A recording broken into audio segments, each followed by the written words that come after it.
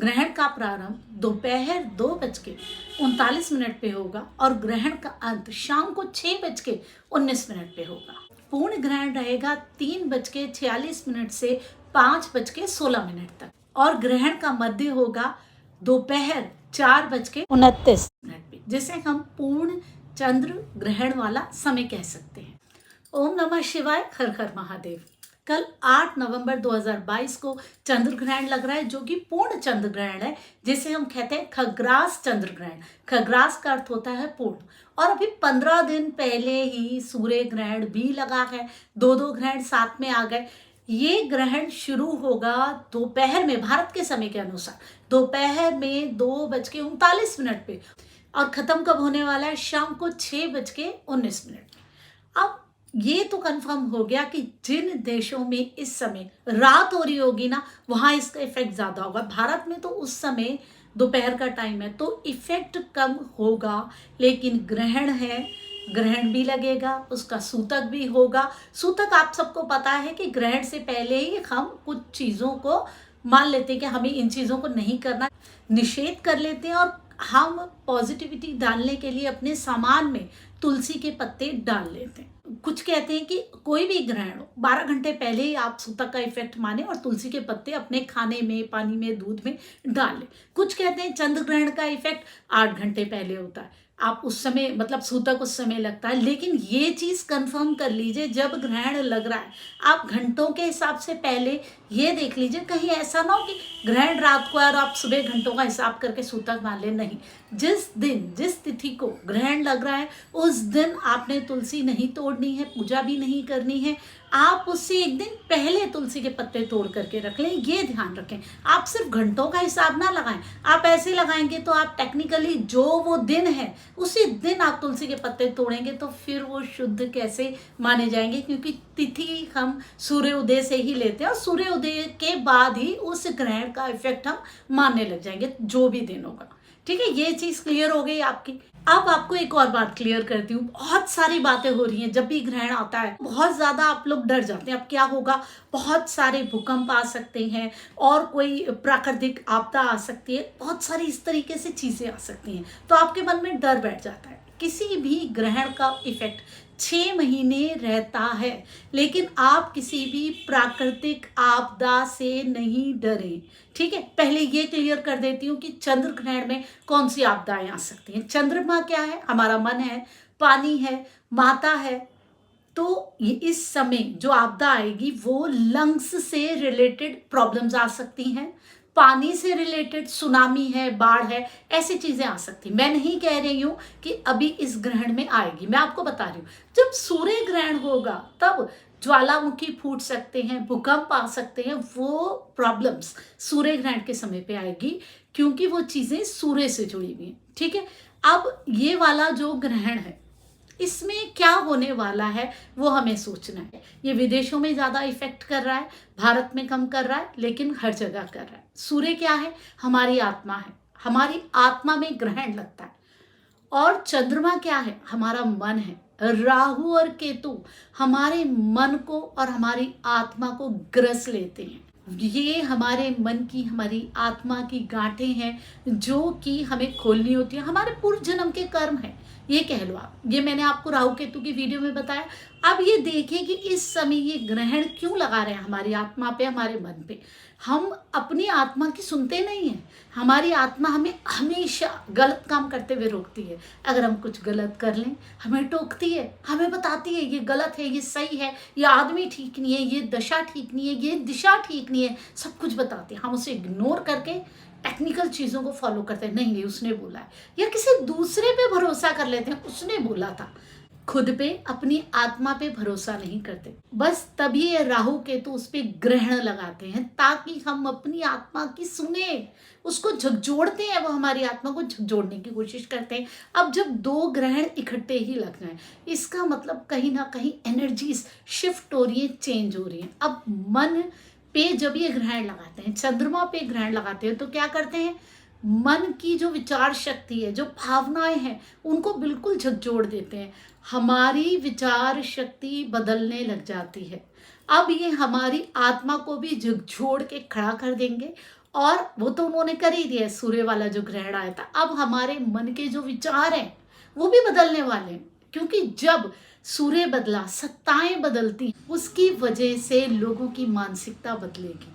ये ग्रहण हमारी मानसिकता को झकझोर के बदलने वाला है, हमारी विचार शक्ति को बदल देगा, हमारे दृष्टिकोण को बदल देगा। जब सत्ता बदलती है तो कानून भी बदलता है, कानून बदलता है, लोगों की सोच भी बदलती है।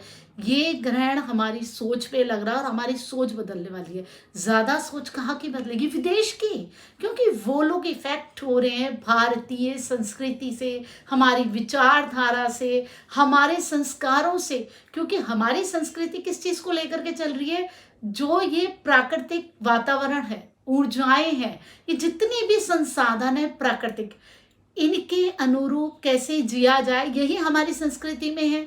हमारे ऋषि मुनि इस प्राकृतिक ऊर्जाओं को अच्छे से समझ गए थे।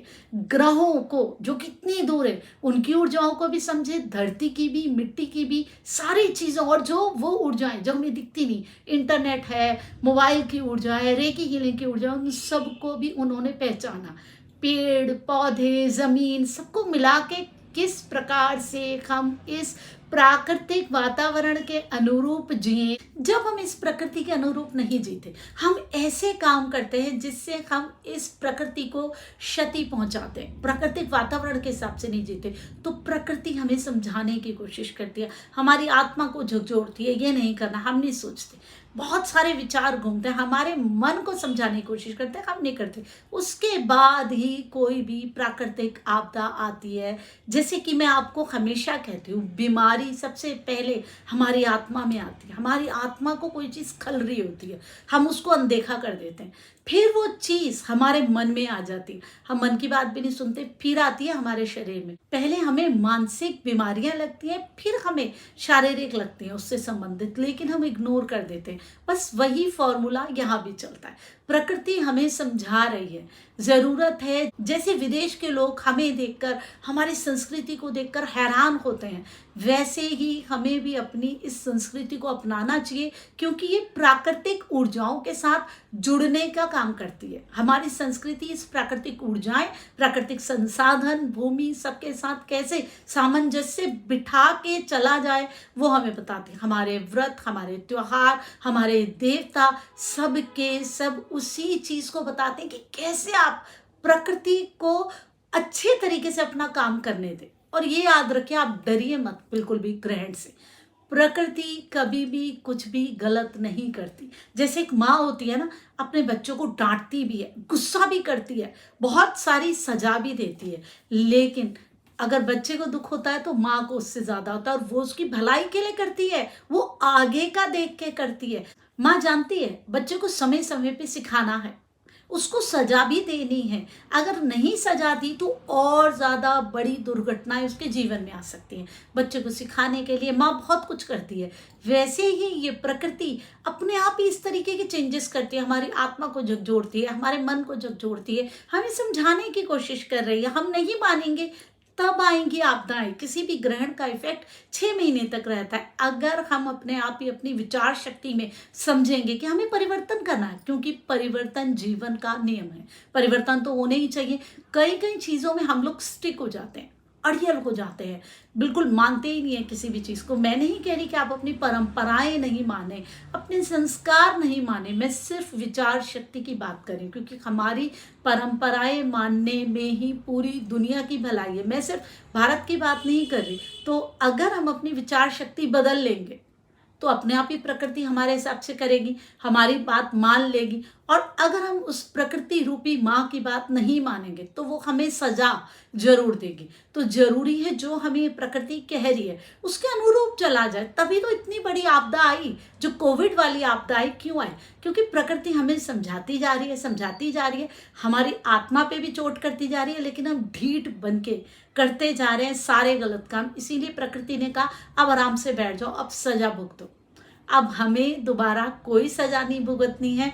अगर इस तरीके से प्रकृति हमें समझा रही है तो हमें उसे समझना है, बजाय इसके कि डरने के। ग्रहण आ गया, आपदाएं आ जाएंगी, बिल्कुल आपको डरने की जरूरत नहीं है। प्रकृति हमेशा पॉजिटिव काम करती है। जैसे माँ अपने बच्चों के लिए सकारात्मक रहती है ना, वैसे ही ये प्रकृति है। तो प्रकृति की किसी भी घटना से डरने की ज़रूरत नहीं है, उसको सामान्य रूप में लो। हाँ, अगर हम प्रकृति को नहीं समझेंगे, उसके अनुरूप काम नहीं करेंगे तो हमें सजा ज़रूर भुगतनी पड़ेगी, ये हमें समझना है।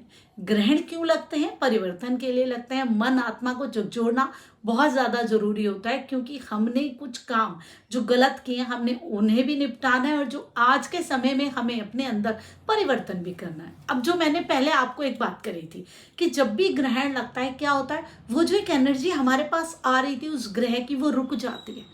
तो हम उसकी एनर्जी को पॉजिटिविटी में नहीं ले सकते और वो प्रोटेक्शन हट जाती है, कहीं ना कहीं नेगेटिविटी आने लग जाती है। यहाँ क्या है, चंद्रमा पे लगा है ग्रहण। अब क्या है कि हम जो विचार हमारे आसपास आ रहे थे, जो चीज़ें हमारे आसपास घूमती हैं, हम उसी से इफेक्ट होते हैं। अपनी एनर्जी को, अपनी सोच को, अपनी जो हमारे अंदर विचार शक्ति घूमती है, हम कई बार उसे इग्नोर करते हैं। अब इस ग्रहण के टाइम पे ज़रूरी है कि आप आराम से बैठें, मेडिटेशन करें, अपनी उस विचार शक्ति को वापस जागृत कीजिए, अपनी उस विचार शक्ति को लेकर के आइए, ताकि आपको पता चले कि आपके विचार भी कितने अच्छे हैं, क्योंकि आप लोगों से ही प्रभावित हो रहे हैं। जब आप मेडिटेशन करेंगे, ध्यान करेंगे, मंत्र करेंगे, तो अपने आप के आपके जो अपने अंदर के विचार है वो जागृत होने लग जाएंगे और आपके विचार अच्छे ही होंगे, ये कंफर्म है। क्योंकि मनुष्य के अंदर ज़्यादा सकारात्मकता ही रहती है। अब एक आप देखिए, मैंने आपको औरे वाली वीडियो में भी बताया, पहले भी बताया, कोई भी दुनिया की चीज़ें सारी जो भी हैं वो छोटे छोटे कणों से बनी है। सबसे छोटा कण कौन सा है? हम सब ने साइंस में पढ़ा है 10th में, एटम। एक कण क्या होता है उसके अंदर? उसके अंदर सबसे अंदर होती है उसकी पॉजिटिव एनर्जी। एक कण के अंदर, हर कण के अंदर ऊर्जा है, चाहे वो जीवित है या वो चीजें जीवित नहीं है। क्या होता है अंदर? पॉजिटिव एनर्जी, सकारात्मक ऊर्जा होती है, और साथ में होती है सम ऊर्जा, और साथ में होती है सम ऊर्जा, न्यूट्रॉन। वो दोनों अंदर होते हैं। पॉजिटिविटी के साथ अगर मिल जाएगी न्यूट्रॉन तो क्या होगा? सकारात्मकता के साथ अगर सम ऊर्जा मिलेगी तो वो सकारात्मक ही हो जाएगा। सम वाली ऊर्जा जिसके साथ भी मिलती है वो ऊर्जा वैसी हो जाती है, और उसके आसपास होता है नकारात्मकता का घेरा, इलेक्ट्रॉन उसके आसपास होते हैं। तो हमेशा हमारे अंदर सकारात्मकता रहती है, एक सम ऊर्जा रहती है, और आसपास नेगेटिविटीज़ होती है। वो नेगेटिविटीज़ हमेशा हमें प्रोटेक्ट करने के लिए होती है। हमारा गुस्सा, हमारी ये सब भावनाएं, ये किसके लिए होती हैं? ये होती हैं कि हमें प्रोटेक्शन मिले, हम दूसरों से भी अपने आप को बचा सकें और दूसरों को भी बचा सकें। लेकिन कभी कभी ये भावनाएं हम पे इतनी ज़्यादा हावी हो जाती हैं कि हम अपनी सकारात्मकता को भूल जाते हैं, और फिर वहीं इम्बैलेंसिंग हो जाती है। जहाँ प्रकृति में संतुलन की ज़रूरत है, वहाँ हमें अपने विचारों में, खुद में भी संतुलन रखना है। कहीं हमें नकारात्मक सोच, चिंता, डर, ये सारी चीज़ों में के इतने तो नहीं पड़ रहे कि वो नकारात्मकता जो हमारे आसपास हमारी प्रोटेक्शन के लिए होनी चाहिए वो हमने अपने अंदर घर कर लिया है। तो जब हम इस प्रकृति की ध्यान रखेंगे कि यहाँ हम कोई इम्बैलेंसिंग ना करें, हमें अपने अंदर भी उस इम्बैलेंसिंग को नहीं होने देना। थोड़ी देर आराम से शांत बैठ के टटोलना है खुद को, क्या चल रहा है हमारे अंदर जो सिर्फ हमारा है, हमारे मन में क्या चल रहा है, हमारे विचारों में क्या चल रहा है जो सिर्फ हम सोच रहे हैं, बाहर की ऊर्जाओं से जो प्रभावित नहीं है। क्या पता आप इस दुनिया को खुद एक ऐसा विचार दे दें जिसकी तलाश इस पूरी दुनिया को हो। अब सवाल ये है कि ये जो ग्रहण लग रहा है, हम कैसे इसको अपने बेनिफिट के लिए ले सकें इस ग्रहण को। देखिए, जिनकी भी कुंडली में कालसर्प योग बन रहा है, राहु केतु से बनता है, वो इसका बेनिफिट ले सकते हैं। काल सर्प से मुक्ति भी मिलती है। वो तो आप पूजा करवा लेते हैं, वो आपको एक ही बारी करवानी होती है, वो पूजा तो आप काल सर्प की करवा लेते हैं। लेकिन ग्रहण में सबसे ज़्यादा महत्व दान का होता है, जिसके बारे में मुझे लग रहा है कि आजकल हम लोग भूल गए हैं। पहले जब भी ग्रहण होता था, आप लोग याद करिए, क्या आपके घर में आपकी मम्मी, आपकी दादी आप लगा लीजिए, क्या वो थोड़े से चावल, उड़द की दाल, तेल, ये सब अलग करके नहीं रख देती थी? खिचड़ी बना के नहीं निकाल दी जाती थी ग्रहण में कि ये रख दो, ये हमें दान देना है? हमेशा ऐसा होता ही था, जो अब हम भूल गए। ग्रहण के समय में अगर आप दान नहीं दे तो आप एक चीजों का इसे इकट्ठा करके रख लीजिए। एक तो आप खिचड़ी बना के रख लीजिए, चावल अलग, मतलब पकाई हुई खिचड़ी नहीं, कच्ची चावल रख लीजिए और दालें रख लीजिए, जो भी आप उसमें मिलाना चाहते हैं, तेल, ये सब चीजें आप दान करने के लिए रखिए। और भी आप उसमें पैसे जरूर डालिए, पैसे डालना बहुत जरूरी है। जो भी जरूरतमंद व्यक्ति है उसको आप ये चीजें दे।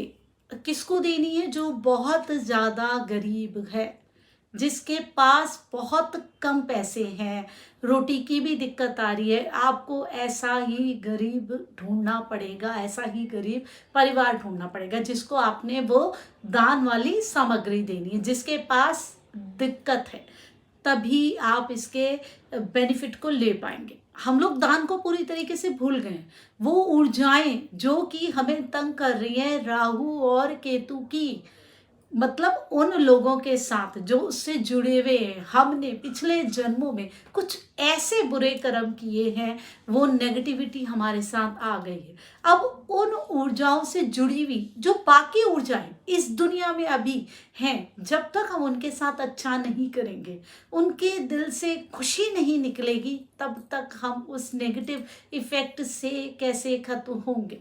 तो ग्रहण के समय में उनके लिए दान जरूर निकालिए। अगर हो सके तो आप ग्रहण से पहले ही उनको दान दे दीजिए। आप जिनको भी गरीब देखते हैं, उनको लग रहा है कि उनके पास पैसे की भी कमी है, रोटी की भी कमी है, कपड़े की भी कमी है, उनको जरूर दान कीजिए। उससे आपको बहुत बेनिफिट होने वाला है, उससे आपको बहुत बेनिफिट होने वाला है। दान का इतना महत्व है कि आपके सारे ग्रहों को वो पॉजिटिव कर सकता है, स्टेबल कर सकता है। दान का सबसे ज्यादा महत्व है। जितने भी हमारे कर्म हैं वो बिना भोगे नहीं कटते। जब हम दान देते हैं, पैसा देते हैं, वो भी हम अपना कुछ लालच छोड़ के ही दे रहे हैं ना। हम उसके बदले में अपने लिए कोई अच्छी चीज खरीद सकते थे, लेकिन हम वो दान दे रहे हैं, वो ऊर्जा हमारे अंदर आ रही है, तो ये भी हमारे कर्मों को काटती है। आपकी कुंडली में काल सर्प योग नहीं है, कोई बात नहीं, उसके बाद भी आप दान कीजिए। वो कंपलसरी होता है दान करना, ग्रहण में हमेशा कंपलसरी होता है, लेकिन अब हम भूल गए। हम क्या करते हैं, सिर्फ पूजाएं करवा लेते हैं किसी और से, खुद मंत्रोच्चारण भी कर लेते हैं, मंत्र भी लगा देते हैं, दान हम नहीं देते। तो हम तो आधा ही काम कर रहे हैं। हमें कैसे बेनिफिट होगा, हमारे ग्रह कैसे ठीक होंगे, कैसे हम काल सर्प से मुक्ति पाएंगे, कैसे हम अपने ग्रहों के नेगेटिव इफेक्ट से मुक्ति पाएंगे, जब तक हम उन ऊर्जाओं को, जिन ऊर्जाओं को हमने दुख दिया है, दान दे के खुश नहीं करेंगे और उनके मन से खुशी नहीं निकलेगी, तब तक हमारा काम पूरा नहीं होने वाला। हर हर महादेव, हर हर शंभू।